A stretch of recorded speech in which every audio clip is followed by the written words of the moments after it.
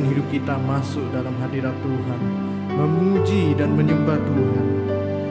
Yang siap memuji Tuhan, katakan amin, amin, amin, dan beri kemuliaan bagi Tuhan. Mari sama-sama kita katakan, bila hati terasa berat, tak seorang pun mengerti bebanku, ku tanya Yesus, apa yang harus ku buat? Dia berfirman, mari datanglah. Dia selalu pedulikan aku, ku datang Yesus, dia pikul segala bebanku. Sujud di altarnya, ku bawa hidupku, ku terima anugerahnya. Dia ampuniku dan bebaskanku. Dia ubah hidupku, baharui hatiku.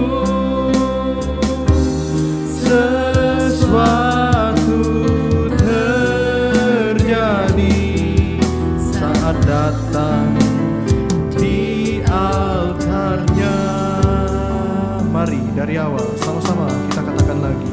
Oh, bila hati terasa berat,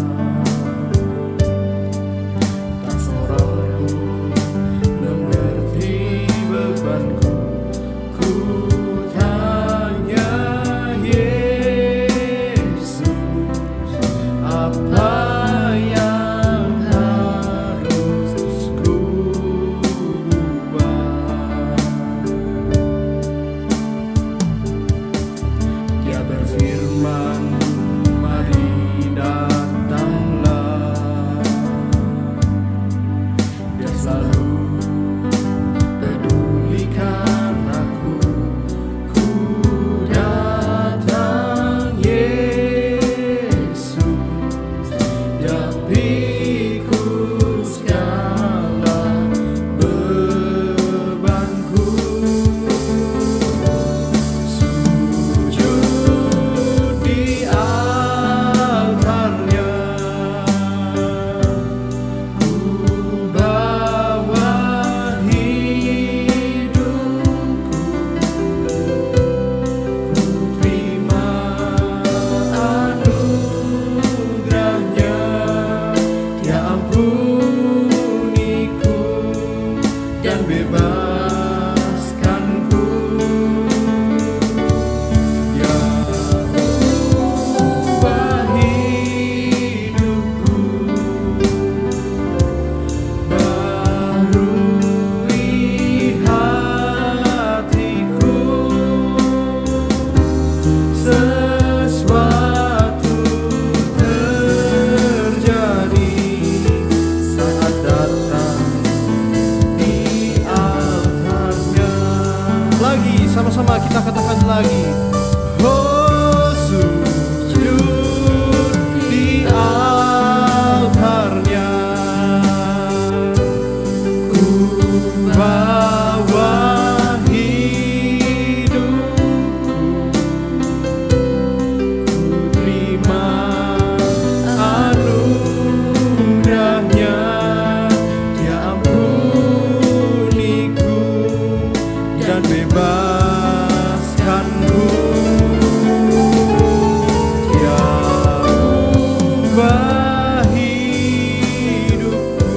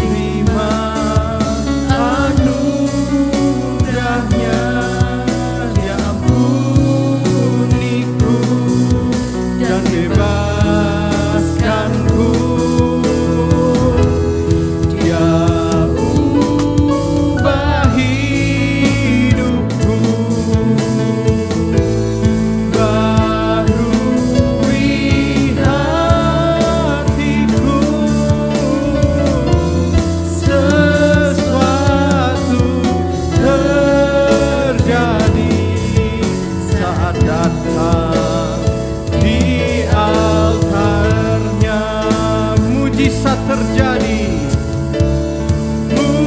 Mujizat terjadi, pemulihan terjadi, sesuatu terjadi, sesuatu terjadi saat datang di altarnya. Mari sembah Tuhan.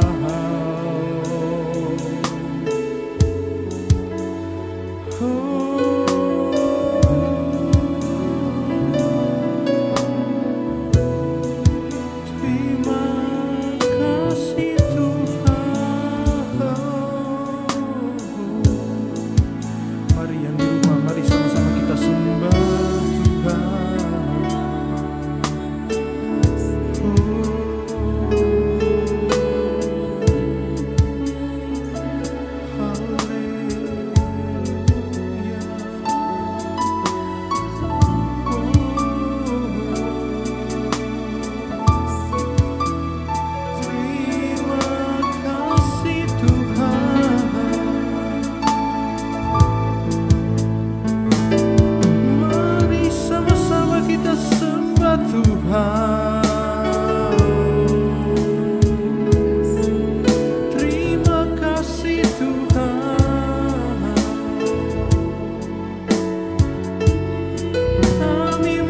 Syukur Tuhan buat kebaikan-Mu Tuhan.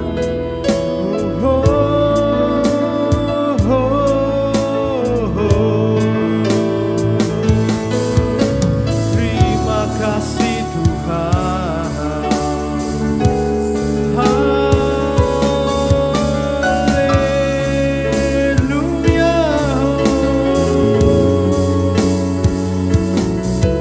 Terima kasih Tuhan.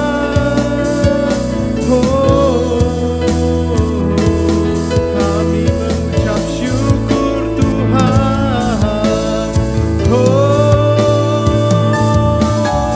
Haleluya.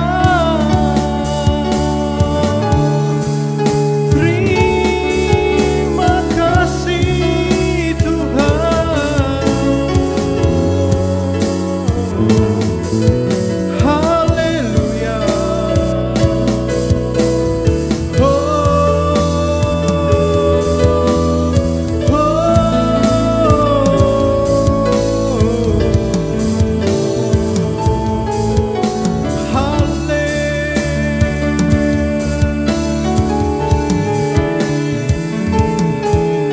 Haleluya.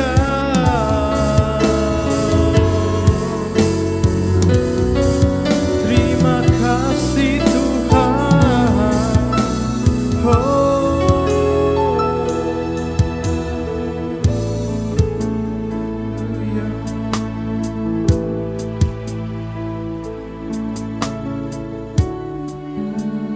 Engkau Tuhan yang kami perlukan dalam hidup kami, sebab Engkau penolong kami. Kepadamu kami berharap, dan pengharapan kami tidak mengecewakan. Yang percaya, mari sama-sama beri kemuliaan bagi Tuhan. Shalom, puji Tuhan. Hari ini senang sekali kita boleh kembali belajar firman Tuhan. Buka Alkitab saudara, Kisah Rasul pasal 16 ayat 23 sampai dengan ayat 25. Ya, saya hari ini akan menyampaikan sebuah kebenaran firman Tuhan yang sangat sederhana. Kenapa saya katakan sederhana? Karena sesuatu yang saya ambil dari ayat-ayat yang kita sudah sering dengar, bahkan mungkin Anda sudah tahu kisahnya ya. Nah, lihat Kisah Rasul 16 ayat 23 sampai 25. Firman Tuhan berkata begini. Setelah berkali-kali didera itu dicambuk ya, dipukul. Mereka dilemparkan ke dalam penjara. Kepala penjara diperintahkan untuk mereka menjaga mereka dengan sungguh-sungguh. Sesuai dengan perintah itu, kepala penjara memasukkan mereka ke ruang penjara yang paling tengah dan membelenggu kaki mereka dalam pasungan yang kuat. Ya, Tetapi kira-kira tengah malam Paulus dan Silas berdoa dan menyanyikan puji-pujian kepada Allah, dan orang-orang hukuman lain mendengarkan mereka. Yang percaya firman Tuhan sama-sama katakan amin. Nah, saudara, hari ini saya mau bahas tentang sesuatu yang mungkin agak berbeda ya dari ayat yang kita baca, ayat yang sangat sederhana ini. Apa yang akan saya bahas? Yang saya bahas adalah bagaimana cara kita mendefinisikan masalah dengan benar, ya. Atau apa dan bagaimana kita mendefinisikan masalah dengan benar. Kenapa saya berkata demikian? Karena seringkali kita ini mendefinisikan masalah itu berbeda dengan bagaimana cara Tuhan mendefinisikan masalah, ya. Karena itu hari ini saya mau tunjukkan lebih dulu bagaimana Anda melihat masalah. Bagaimana Anda memandang masalah, atau dalam bahasa yang sederhana, bagi Anda masalah itu apa sih? Ya, definisi masalah itu apa sih? Ya, karena ketika Anda gagal memahami definisi masalah, maka Anda juga akan gagal menyelesaikan masalah Anda. Karena Anda akan sibuk menyelesaikan masalah yang sebenarnya bukan masalah. Ketika Anda tidak ngerti apa itu definisi masalah atau apa pengertian masalah bagi Anda. Nah, kalau saudara baca di dalam Alkitab yang tadi kita baca, Paulus itu dicambuk, diderah, ya, lalu dipasung, lalu kemudian dimasukkan penjara, ya. Entah kemudian kapan lepas dia nggak tahu, kapan dilepaskan nggak tahu, kapan akan diadili, lalu diputuskan di penjara berapa lama, ataupun hukumannya akan bertambah berat atau apa, dia nggak tahu. Bisa tambah berat, bisa juga dilepaskan, ataupun hal-hal yang lain. Nah, bagi sebagian orang tentunya kalau kita melihat Paulus dalam kondisi seperti ini, kita akan berkata hari itu Paulus sedang dalam masalah. Kenapa? Karena kita melihat tiga hal. Pertama, dia dipukul, kedua dia dipasung, ketiga dia dipenjara. Dan kita akan berkata Paulus sedang dalam masalah. Tapi kalau saudara baca Alkitab, bagi Paulus ternyata apa yang dia alami hari itu bukanlah masalah, ya. Kenapa? Karena Paulus punya definisi sendiri tentang apa itu masalah. Nah, karena itu mari kita samakan persepsi kita tentang apa itu masalah. Karena begini saudara ya, karena bagi sebagian besar orang segala sesuatu yang mengganggu kenyamanan mereka itu adalah masalah. Kalau mereka dulu nyaman dalam kondisi keuangan mereka dan hari ini keuangan mereka bermasalah sehingga mereka tidak nyaman, lalu orang berkata, "Pak, saya lagi dalam masalah keuangan." Kalau dulu pekerjaan mereka lancar jaya, makmur jaya, sukses jaya, lalu hari ini pekerjaan mereka terganggu, orang berkata, "Pak, pekerjaan saya lagi dalam masalah."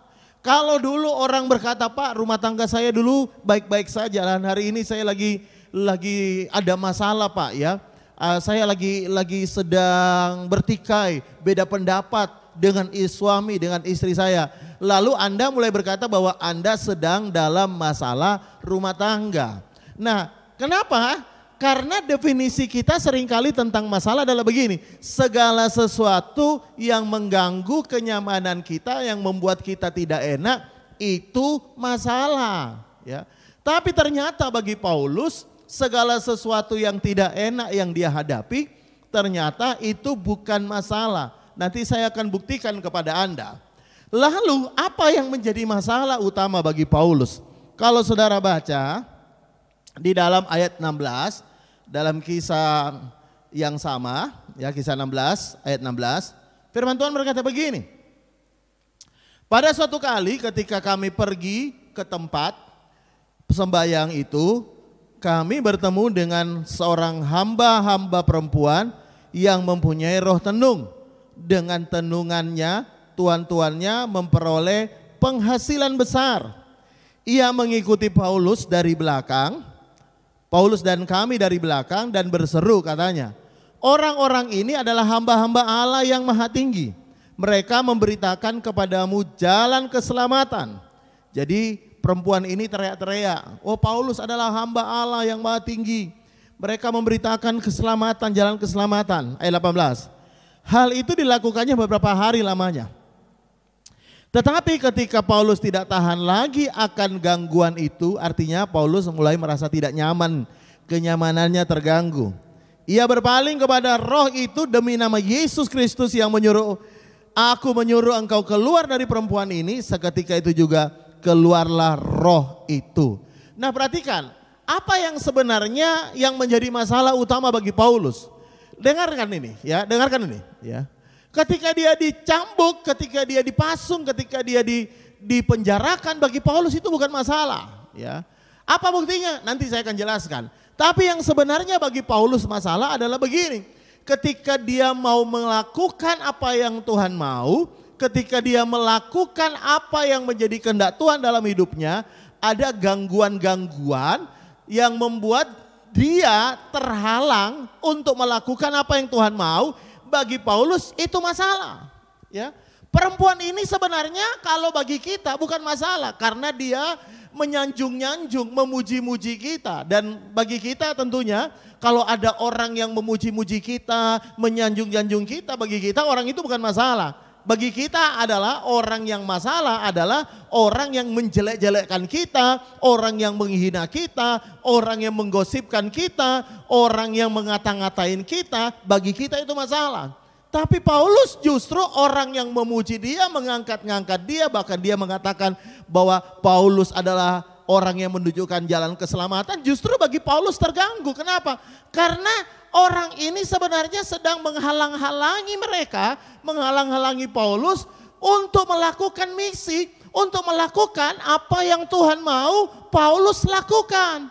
Jadi bagi Paulus masalah adalah begini, segala sesuatu yang menghambat, menghalangi mereka melakukan apa yang Tuhan mau, itu masalah. Sementara kita, masalah adalah segala sesuatu yang membuat hidup kita tidak nyaman. Makanya begini, sebagian besar orang selama hidup mereka nyaman, bagi mereka nggak ada masalah. Meskipun mereka tidak melakukan apa yang Tuhan mau. Meskipun mereka tidak bergerak seperti apa yang Tuhan mau, meskipun mereka tidak mengikuti apa yang kehendak Tuhan, bagi mereka nggak masalah. Selama mereka nyaman, selama keuangan lancar, selama pekerjaan lancar, selama rumah tangga baik-baik, selama sehat, semua berarti nggak ada masalah. Meskipun tidak lakukan apa-apa untuk Tuhan. Ya, karena itu hari ini saya mau kasih tahu kepada saudara ya. Mari kita luruskan. Ya. Apa yang jadi sebenarnya masalah utama kita? Ya. Karena begini saudara, kalau Anda tidak hanya berkata bahwa ketidaknyamanan adalah masalah, makanya hari ini fokus kita ikut Tuhan itu cuma bagaimana caranya supaya kita nyaman. Ya. Fokus kita berdoa hanya bagaimana caranya supaya kenyamanan kita kembali. Fokus kita berdoa, fokus kita melayani, selalu fokusnya itu adalah bagaimana mengembalikan kenyamanan kita yang hari ini sedang terganggu. Ya. Oleh karena itu hari ini saya mau tunjukkan kepada saudara, dengarkan baik-baik hari ini ya. Apa definisimu tentang masalah? Ya. Apakah hari ini sebenarnya tanpa engkau sadar bahwa engkau sedang dalam masalah besar, meskipun hari ini pekerjaanmu sedang lancar? Atau engkau hari ini merasa, Pak, saya dalam masalah karena keuangan saya terganggu. Nah, saya mau tunjukkan dalam Alkitab begini. Ya, apa buktinya bahwa bagi Paulus sebenarnya semua penderitaannya bukan masalah. Nah, ini buktinya ayat 25. Ayat 25 berkata begini. Tetapi kira-kira tengah malam Paulus dan Silas berdoa dan menyanyikan puji-pujian kepada Allah. Jadi di tengah dia dipukuli, setelah dipukuli dicambuk, setelah dia dipasung ya dalam penjara, Paulus dan Silas berdoa, perhatikan ini, dan menyanyikan puji-pujian kepada Allah, dan orang-orang hukuman lain mendengarkannya. Ya. Jadi ketika dalam penjara, Paulus sama sekali tidak berdoa dan bahkan tidak bersungut-sungut. Ya. Dia tidak mengeluh, Tuhan kenapa ya aku sudah begitu baik, aku sudah melayani Tuhan, aku sudah sungguh-sungguh dengan Tuhan, aku sudah lakukan ini dan itu untuk Tuhan. Tapi hari ini kenapa? Lihat aku dalam penjara, kakiku dipasung, aku dicambuk, Tuhan aku dalam masalah hari ini. Paulus sama sekali tidak ngomong begitu. Bahkan dia berdoa dan Alkitab berkata dia menyanyi. Dan saya tidak yakin isi lagu Paulus itu seperti yang biasa orang Kristen nyanyikan mungkin ya. Ketika dalam masalah mereka mulai nyanyi, Tuhan betapa malang nasibku semenjak ditinggal babu ya. Ya. Tuhan, aku kayak gini Tuhan. Tidak ya. Kalau saudara baca dalam bahasa aslinya, Paulus menyanyikan lagu himne ya. Ya, dalam bahasa aslinya sebenarnya lagu yang dinyanyikan Paulus lagu himne ya, yang berimplikasi celebrate God ya, merayakan Tuhan. Itu dalam bahasa aslinya. Jadi lagu mereka itu bukan lagu-lagu ngenes, bukan lagu-lagu frustasi, bukan lagu-lagu self pity, bukan lagu-lagu frustasi, bukan lagu-lagu tentang keluhan-keluhan, tapi tentang merayakan kebaikan Tuhan, merayakan Tuhan dalam kehidupan mereka. Padahal mereka sedang dalam masalah. Ya. Hari ini orang Kristen, kalau Anda hanya fokus masalah adalah ketidaknyamananmu dalam finansial, makanya tidak heran ketika orang Kristen itu kalau diberkati nyanyi luar biasa, tapi ketika pekerjaan gak lancar mulai ngomel, ya, mulai bersungut-sungut, bahkan mulai marah-marah dengan Tuhan, mulai undat-undat itu ungkit-ungkit kebaikannya kepada Tuhan. Aku harus lakukan ini, aku udah lakukan ini, kenapa Tuhan kayak gini? Kenapa? Karena fokus Anda masalah adalah ketidaknyamanan terganggu. Ya. Saya mau beritahu kepada saudara, itu sama persis dengan apa yang orang Israel lakukan. Ya. Kalau Anda hanya fokus dari masalah adalah ketidaknyamanan, itu sama dengan apa yang orang Israel lakukan. Nah, lihat di dalam Keluaran pasal 14 ayat yang ke-10 ya. Ayat yang ke-10 mulai. Lihat ini ya. Ketika Firaun telah dekat, orang Israel menoleh, maka tampaklah orang Mesir bergerak menyusul mereka, lalu sangat ketakutanlah orang Israel dan mereka berseru-seru kepada Tuhan. Jadi ini kisah di mana orang Israel keluar dari Mesir, mereka dikejar oleh Firaun, ya. Dan mereka berkata kepada Musa, perhatikan ini, ya, mereka berseru-seru kepada Tuhan, lalu berkata kepada Musa, apakah karena tidak ada kuburan di Mesir? Mengapa engkau membawa kami untuk mati di padang gurun? Apakah yang kau perbuat terhadap kami dengan membawa kami keluar dari Mesir? Ayat 12. Bukankah ini telah kami katakan kepadamu di Mesir? Jangan ganggu kami dan biarlah kami bekerja pada orang Mesir. Sebab lebih baik kami bekerja pada orang Mesir daripada mati di padang gurun. Perhatikan baik-baik, ketika ada masalah mereka mengeluh. Padahal mereka yang berdoa minta supaya mereka dikeluarkan dari perbudakan. Tapi ketika ada masalah, Alkitab berkata ketika ketidaknyamanannya terganggu, mereka mulai ngomel-ngomel, ini gara-gara kamu Musa. Mereka mulai menyalahkan Musa, mereka mulai marah-marah. Dan itu tidak jauh bedanya dengan sebagian besar orang Kristen kalau hanya fokus masalah adalah ketidaknyamanan. Ya. Makanya kalau saudara perhatikan di ayat baik-baik, di ayat pasal 15 ayat yang pertama, lihat setelah mereka ditolong Tuhan. Pada waktu itu Musa bersama-sama dengan orang Israel menyanyikan nyanyian ini bagi Tuhan yang berbunyi, baiklah aku menyanyi bagi Tuhan sebab ia tinggi luhur, kuda dan penunggangnya dilemparkannya ke dalam laut. Jadi mereka tidak menyanyi ketika dalam masalah, mereka ngomel ketika dalam masalah dan mereka menyanyi setelah masalah mereka ditolong Tuhan. Beda dengan Paulus. Paulus dalam masalah dia menyanyi. Kenapa dia bisa menyanyi di dalam kondisi tidak nyaman? Karena bagi Paulus ketidaknyamanan bukanlah masalah. Makanya dia bisa menyanyi. Bahkan kalau saudara baca, lihat ya di ayat yang berikutnya dalam Keluaran 15 juga ya. Lihat. Bahkan kalau saudara baca juga lihat ya. Sebentar saya carikan ayatnya.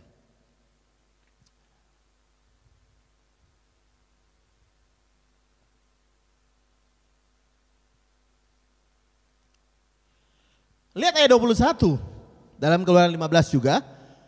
Alkitab berkata, dan menyanyilah Miriam memimpin mereka. Ya. Miriam baru nyanyi. Nyanyilah bagi Tuhan, menyanyilah bagi Tuhan sebab ia luhur. Kuda dan penunggangnya dilemparnya ke dalam laut. Jadi mereka nyanyi kalau sudah ketidaknyamanannya hilang, ketidaknyamanannya diganti dengan kenyamanan. Atau dengan kata lain mereka baru nyanyi ketika masalah mereka selesai. Waktu mereka hadapi masalah, mereka ngomel, mereka mengeluh. Kalau saudara ingat kisah Israel ini, kira-kira mirip-mirip siapa ya? Ya. Bukankah ini seringkali mirip-mirip dengan kita, anak-anak Tuhan, orang-orang Kristen perjanjian baru.